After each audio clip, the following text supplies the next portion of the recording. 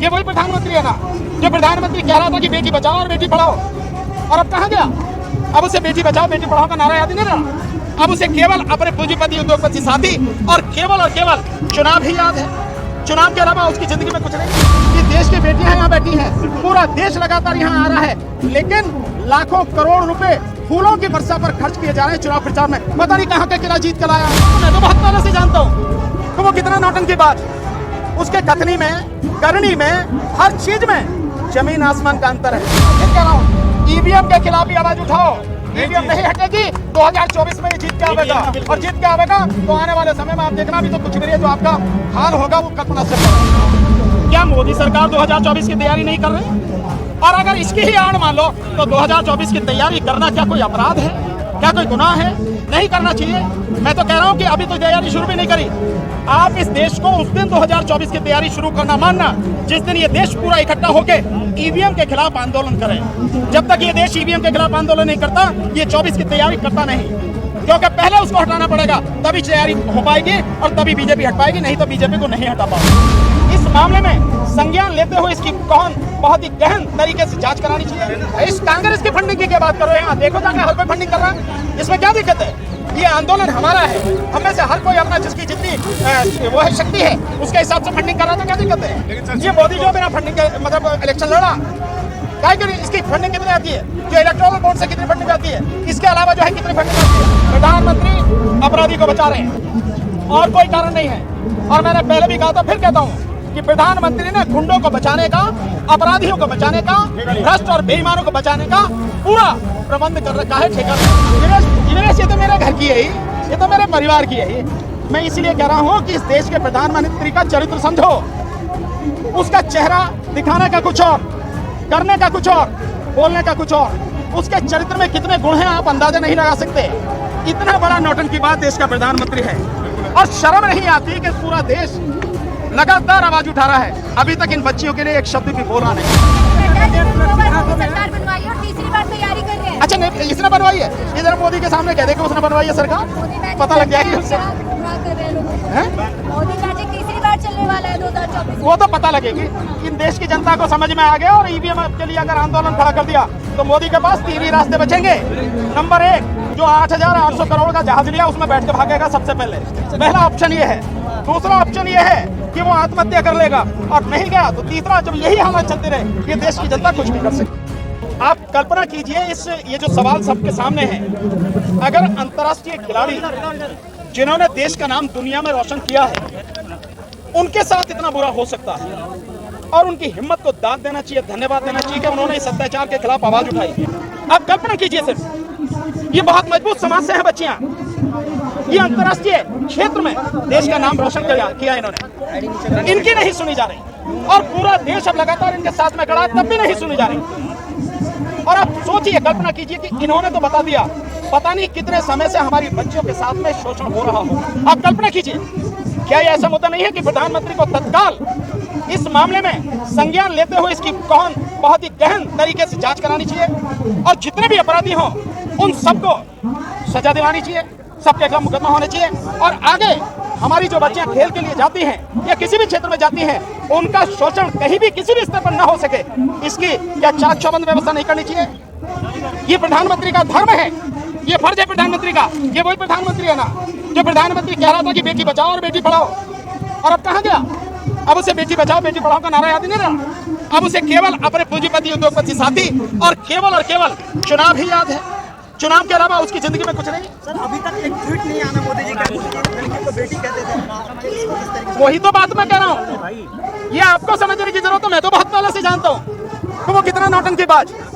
उसके कथनी में, करनी में, हर चीज में जमीन आसमान का अंतर है। कहावत थी ना कि हाथी के दांत खाने के और दिखाने को, इसके तो पता नहीं कितने किस तरीके के हैं, पता ही नहीं। इस कांग्रेस की फंडिंग की क्या बात करो? यहाँ देखो जाकर हर कोई फंडिंग कर रहा है, इसमें क्या दिक्कत है? ये आंदोलन हमारा है, हमें से हर कोई अपना जिसकी जितनी वो है शक्ति है उसके हिसाब से फंडिंग कर रहा, तो क्या दिक्कत है? ये मोदी जो बिना फंडिंग के मतलब इलेक्शन लड़ा, क्या करें, इसकी फंडिंग कितनी आती है, जो इलेक्टोरल बॉन्ड से कितनी फंडिंग आती है, इसके अलावा जो है कितनी फंडिंग आती है। सर केरल वाले फिल्म पे प्रतिक्रिया आ रही है, लेकिन इस पे प्रतिक्रिया नहीं है। अरे जिसकी आप प्रतिक्रिया की बात करो, आप लोगों को ये सवाल भी नहीं पूछने चाहिए। जिसकी बात करो वो पिट चुकी फिल्म, और इनके पास में सिवाय हिंदू मुस्लिम के और कुछ है भी नहीं। आखिर लगने के बावजूद भी गिरफ्तारी क्यों नहीं हो रही है? टाइम्स एक्सप्रेस में खबर छपती है कि दो महिलाएं ये कहती है कि ब्रेस्ट दबाई जाती है और जो सांस ले रहे हैं कि नहीं, चल रही है कि नहीं चल रही है, वो भी चेक किया जाता है, उस बहाने से भी टच किया जाता है, लेकिन गिरफ्तारी नहीं हो रही। क्यों? ये प्रधानमंत्री की वजह से गिरफ्तारी नहीं है, केवल और केवल देश के प्रधानमंत्री की वजह से गिरफ्तारी नहीं है। प्रधानमंत्री अपराधी को बचा रहे हैं और कोई कारण नहीं है। और मैंने पहले भी कहा था, फिर कहता हूँ कि प्रधानमंत्री ने गुंडों को बचाने का, अपराधियों को बचाने का, भ्रष्ट और बेईमानों को बचाने का पूरा प्रबंध कर रखा है, ठेका ले रखा है। यही तो बीजेपी कह रही है कि मोदी को जो है गाली देने का मौका मिल गया। मोदी को गाली देने का मौका क्यों देना मोदी? जिस समय ये बच्चियां यहाँ आई, इन्हें आने भी नहीं चाहिए था। जैसे ये बच्चियां आई, तुरंत कार्रवाई मोदी ने क्यों नहीं करवाई? काय को मौका दे रहा? प्रधानमंत्री की नौटंकी है कि अगर कोई इस तरह के बढ़िया काम कर रहा है, उसको दिखा के हाँ प्रधानमंत्री की वजह से हुआ, या प्रधानमंत्री बहुत अच्छा काम कर रहे हैं, उसका लाभ लेना है और कुछ नहीं है। किसी भी देश के किसी भी व्यक्ति के दुख दर्द में न प्रधानमंत्री कल शामिल थे, न आज शामिल है और न ही होंगे। उन्हें लोगों के दुख दर्द से कोई लेना देना नहीं। खेल मंत्री अनुराग ठाकुर कह रहे हैं कि यहाँ से अब उठ जाना चाहिए इनको, क्योंकि अब जो है अपना काम कर रहा है। ये उसके बाप की जगह तो यहाँ से उठ जा, बताओ ना, उसके बाप की जगह है क्या उठ जा? ये आंदोलन की जगह है, ये देश के सभी नागरिकों की जगह है। और जो लोग यहाँ पे आंदोलन कर रहे हैं, पूरा देश आंदोलन कर रहा है, जब तक उनकी मांग नहीं मानी जाएगी, यहाँ से कोई भी नहीं उठेगा। उसे तो पता होनी चाहिए, किसान आंदोलन हम 13 महीने नहीं लड़े, बस 13 महीने लड़े तुम्हारे सामने, और प्रधानमंत्री ने घुटने टेके, अभी भी घुटने टेकेगा प्रधानमंत्री। अब ये अलग बात है कि कितने महीने में टेके। क्या मोदी सरकार 2024 की तैयारी नहीं कर रही? और अगर इसकी ही आड़ मान लो तो 2024 की तैयारी करना क्या कोई अपराध है? क्या कोई गुनाह है? नहीं करना चाहिए। मैं तो कह रहा हूं कि अभी तो तैयारी शुरू भी नहीं करी। आप इस देश को उस दिन 2024 की तैयारी शुरू करना मानना जिस दिन ये देश पूरा इकट्ठा होकर ईवीएम के खिलाफ आंदोलन करे। जब तक ये देश ईवीएम के खिलाफ आंदोलन नहीं करता, ये 24 की तैयारी करता नहीं, क्योंकि पहले उसको हटाना पड़ेगा, तभी तैयारी हो पाएगी और तभी बीजेपी हट पाएगी, नहीं तो बीजेपी को नहीं हटा पाओगे। अच्छा, पहलवान जब लाते हैं मेडल तो सारा क्रेडिट मीडिया मोदी जी को दे देता है, अभी कहाँ है भाई? ये तो मोदी से पूछना चाहिए कहाँ है। जो कह रहा था कि वीरेश ये तो मेरे घर की है ही, ये तो मेरे परिवार की है ही। मैं इसीलिए कह रहा हूँ कि इस देश के प्रधानमंत्री का चरित्र समझो। उसका चेहरा दिखाने का कुछ और, करने का कुछ और, बोलने का कुछ और। उसके चरित्र में कितने गुण हैं आप अंदाजा नहीं लगा सकते। इतना बड़ा नौटंकीबाज देश का प्रधानमंत्री है और शर्म नहीं आती कि पूरा देश लगातार आवाज उठा रहा है। अभी तक इन बच्चियों के लिए एक शब्द भी बोला नहीं कि देश की बेटियां यहाँ बैठी हैं, पूरा देश लगातार यहाँ आ रहा है, लेकिन लाखों करोड़ रुपए फूलों की वर्षा पर खर्च किए जा रहे हैं चुनाव प्रचार में। पता नहीं कहाँ का किला जीत कर लाया। सर जिस तरीके से अपील कर रहे हैं कि जो है आप लोग मत आइए, पहले जांच हो जाने दीजिए। कौन कर रहे हैं? वो कौन होता है? अपील कर रहे हैं यार वो होता कौन है? वो कमाल बात करे यार, वो कौन होता है यार? मेडल ले आए उनका समर्थन करें। एक सवाल मेडल लेके आएंगे उनका समर्थन करें। नड्डा जी कह रहे हैं 9 साल पहले भारत घुटने टेक के चलता था, जबकि हमने पढ़ा है भारत पहले से महान है। कौन कह रहा था?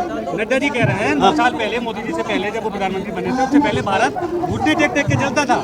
लोग इसे इसी छवि से जानते थे। जब जैसे तुम्हारे जैसे भांड और तुम्हारे जैसे गुलाम पैदा हो जाएं, तो उन्हें यही दिखाई देता है।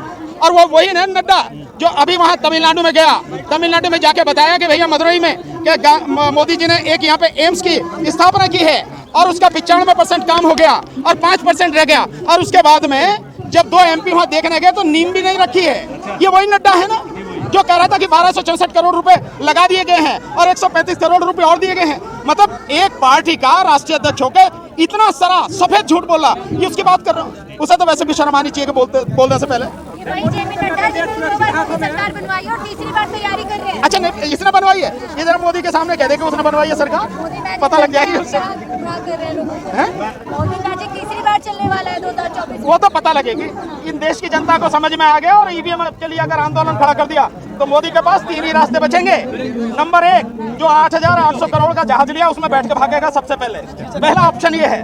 दूसरा ऑप्शन ये है कि वो आत्महत्या कर लेगा और नहीं गया तो तीसरा, जब यही हालत चलती रहे ये देश की जनता कुछ भी कर सकती। ज्यादा शर्म की क्या बात होगी कि वो आंदोलन कर रहे हैं और रात में आके उन्हें उठाने की, उन्हें मारने की बदतमीजी की जा रही है दिल्ली पुलिस द्वारा।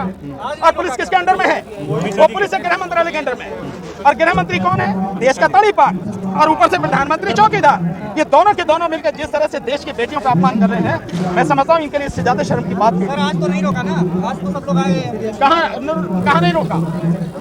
नहीं तो रोकने की वो कोशिश कर रहे हैं, लेकिन क्या जनता के सैलाब को कभी कोई रोक पाया है? कोई सरकार जनता के सैलाब को कभी नहीं रोक पाई, आज भी नहीं रोक पाई और आगे भी नहीं रोक पाएगी। फिर कह रहा हूँ, ईवीएम के खिलाफ भी आवाज उठाओ।